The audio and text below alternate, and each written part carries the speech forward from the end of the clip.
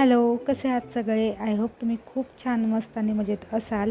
गावाकडचा दिवस दुसरा आणि आज आहे ना मी लवकर किचनमध्ये आलेली आहे, कारण आज मला ना नाश्ता बनवायचा आहे. तो पण आशूच्या बाबांचा फेवरेट, कारण आज त्यांचा बड्डे म्हटलं की सगळं त्यांच्या आवडीचं बनवावं. आणि यावेळेचा बड्डे त्यांचा गावी आलेला आहे आणि सगळे जे आहेत ते एकत्र येणार आहे. त्याच्यामुळे रात्री खूप जास्त धमाल मज्जा मस्ती होणार आहे.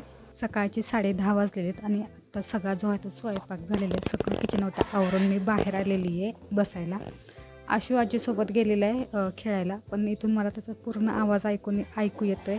आजीला पूर्णपणे त्रास देतो आहे, म्हणजे आजी आजोबा दोघे पण तिथे. पण आहे ना, तो एवढा मस्ती करतो आहे आणि आजी त्याला ओरडते की असं करू नको, तसं करू नको. कारण एकदा आशू रडायला लागला की मग आजोबा खूप जास्त हळवेत आणि लगेच जे आहे ते आजोबा आजीला ओरडतात. अजिबात थोडं पण रडणं जे आहे ते आजोबांना सहन होत नाही नातवाचं.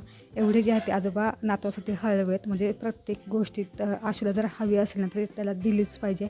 अजिबात थोडं पण आशूने जे आहे ते रडलं नाही पाहिजे, असं जे आहे ते आजोबांचं म्हणणं असतं. आणि ती एक म्हणतात ना की मग त्याच्यामुळेच तो ना थोडाफार हट्टी पण बनतो आहे. त्याच्यामुळे सगळ्याच गोष्टी ज्या आहेत त्याला पाहिजे असतं तिथं आल्यानंतर. तसं ना आम्ही तिकडे असतो तेव्हा त्याला एवढा जो दबाव असतो, म्हणजे काही गोष्टींमध्ये त्यांनी हट्ट केलं तर आम्ही त्या पुरवत नाही. कितपत पुरवायच्या हे आमच्यावर डिपेंड असतो. चांगल्या गोष्टींचा हट्ट केला तर आम्ही त्याला देतो, पण खूपच जास्त असा हट्ट धरला की नाही ती गोष्ट हवीच आहे जी की विनाकारण तो मागत असतो, त्या गोष्टी मग आम्ही पण पुरवत नाही. पण इथं असं होत नाही. इथं आलं की त्याला सगळ्याच गोष्टी द्याव्या लागतात. मग ती एखादी चांगली गोष्ट असू देत नाही, तर मग एखादी त्याला द्यायची नसेल वस्तू, ती पण वस्तू जी आहे ती आम्हाला त्याला द्यावी लागते, फक्त आणि फक्त आजोबांमुळे. शेवटी आजोबांचं आणि नातवाचं बॉन्डच काही असं आहे. म्हणजे खूप जास्त हळवेत पप्पा आशूसाठी.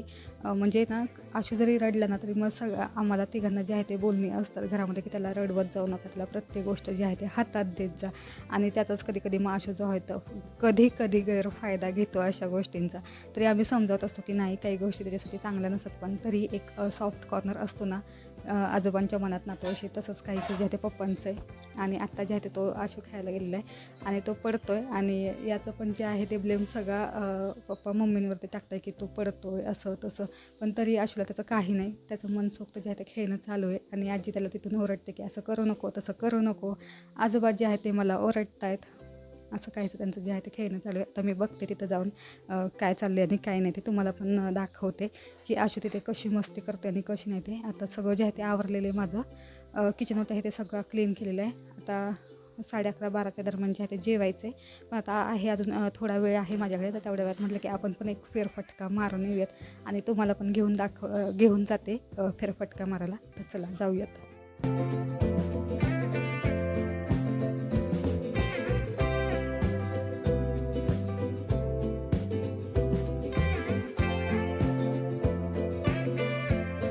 हे बघितलं आजोबा आजीला का ओरडतात ते, म्हणजे पळत पळत यायचं आणि ऑन दी स्पॉट थांबायचं आणि इथून जे आहे ते जंप करायची, असं आशूचं चालू असतं. पुढे गेलं तर पुढे स्टेअर्स आहे, त्याच्यामुळे पण पडायची भीती वाटते. आणि साईडला पण मोठा ओटा आहे, त्याच्यामुळे तिथे पण जायची भीती वाटते. एकतर फरशी तापलेली असते, खूप जास्त ऊन आहे, त्याच्यामुळे ही जी लादी आहे ना ती खूप प्रमाणात जे आहे ते गरम होते, तिथं पण पाय बसतात. त्याच्यामुळे पण आशूला ना इथे सोडायचं पण भीती वाटते. त्याच्यामुळे त्याला मी घेऊन म्हटलं घरी जावं, पण घरी जाता मला अचानक आलं की आमची जी मांजर आहे ना ती व्यायली आहे आणि तिला जे आहे ते 3 पिल्लं झालीत. म्हणजे हे 1 आठवड्यापूर्वी जे आहे तिला पिल्लं झालेत. पण आता म्हटलं की चला आपण आलेलोच आहोत घरी, तर ती पण पिल्लं जे आहे ते बघून घ्यावीत आणि आशूला पण दाखवावी छोटी छोटी मांजराची पिल्लं. एकदम जे आहे तिने आडोशाला ठेवलेली आहे, सेम मांजरीसारखे 3 क्यूट पिल्ले आहेत. आणि आत्ता जस्ट जे आहे ते त्यांचे डोळे पण उघडलेले आणि आत्ता जे आहे त्यांना गिराईक पण आलेले.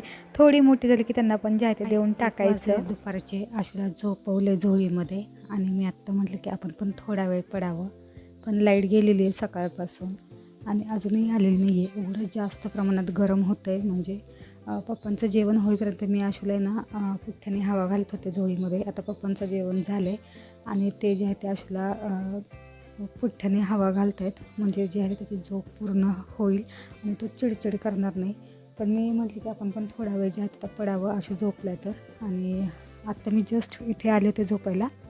एवढं जास्त गरम होतं आहे, म्हणजे अजिबात झोप लागत नाही आहे. गादी तर आहे ना खालून भाजल्यासारखी वाटते, म्हणजे एवढी जास्त गादी पण गरम झालेली आहे खालून. बाहेर ते जावं म्हटलं तर बाहेर ते पण अजिबात हवा नाही आहे. बाहेर जाऊन मस्तपैकी बसावं तर तिथे पण हवा चालू नाही आहे, तिथे पण गरम होतं आहे.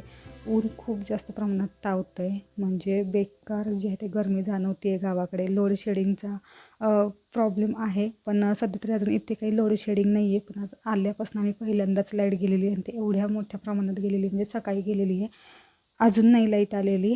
मागची पण नाही, पुढची पण नाही, कुठलीच लाईट नाही आहे. आणि घरात काही दुसरा काही ॲक्सेसच नाही आहे म्हणजे लाईटीसाठी. त्याच्यामुळे ना आता कधी येणार माहीत नाही. आशू मगाशी किरकिर करत होता, त्याला गरम होत होतं म्हणून. पण त्याला जे आहे त्यात आम्ही हवा घालतो आहे. त्याची एक झोप कंप्लीट झाली की मग तो चिडचिड करणार नाही. आणि गावाकडे पण तेवढीच जास्त गरमी आहे, रादर दॅन त्याच्यापेक्षा जास्त गरमी आहे शहरापेक्षा. शहराकडे फक्त लाईट जात नाही आणि गावाकडे लाईट जाते, एवढाच काय तो फरक आहे.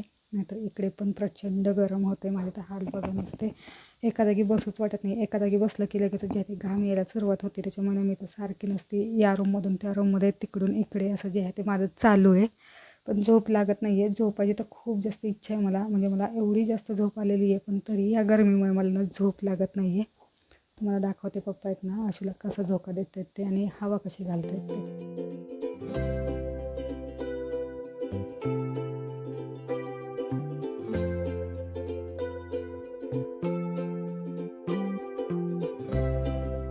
1 बाय 1 आमचं असं आशूला हवा घालणं चालू होतं, कारण तो जर झोपेतून उठला तर खूप जास्त प्रमाणात किरकिर करेल आणि आम्हाला सगळ्यांना जो आहे तो त्रास देईल. त्याच्यामुळे त्याची झोप होणं खूप जास्त महत्त्वाचं आहे. त्याच्यामुळे ना पप्पांना म्हटले की आता तुम्ही जाऊन थोडा वेळ आराम करा, मी जे आहे ते आशूला झोपवते. आणि आमचं जे जुनं घर आहे ना त्याच्यामध्ये एक खोली अशी आहे की तिथं अजिबात गरम होत नाही, म्हणजे लाईट जरी नसली तरी तिथे अजिबात गरमी जाणवत नाही. त्याच्यामुळे पप्पा तिकडे झोपायला गेले. मला तर तशी काही झोप येणार नव्हती. म्हटलं की मी जे आहे ते आता आशूला हवा घालते, जेणेकरून त्याची एक जी आहे ते झोप व्हावी. आणि आत्ता एवढ्यातच जे आहे ते आमचे दीदी पण आलेले आहेत यात्रेसाठी. त्यानंतर दुपारी मी शूट वगैरे काही केलं नाही, डिरेक्टली म्हटलं रात्रीच जे आहे ते शूट करावं. स्वयंपाक वगैरे सगळा झालेला आहे, पण आता जेवायचं बाकी आहे.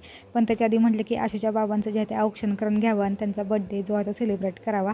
सगळे घरी आलेले आहेत या बड्डेला, त्याच्यामुळे ना म्हटलं की त्यांच्या सगळ्यांसोबत जो आहे तो हा बड्डे त्यांचा छान असं स्पेशल करूयात.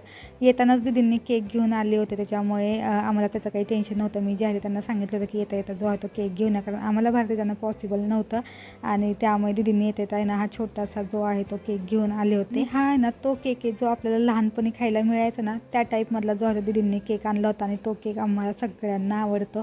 त्यानंतर छान असं जेवण वगैरे झालं, सगळे जे ते आपापल्या घरी गेले. आणि इथे बघा चिल्लर पार्टीची मज्जा मस्ती चालू आहे. आणि तुम्हाला हा आठवतोय गेम कोणता आहे ते? तुम्हाला जर आठवत असेल की हा गेम कोणता ते नक्की कमेंट करून सांगा. आणि आजचा हा जो व्हिडिओ आहे तो मी इथेच संपवते. आय होप तुम्हाला हा व्हिडिओ आवडला असेल तर नक्की लाईक करा, शेअर करा, कमेंट करा. बाय.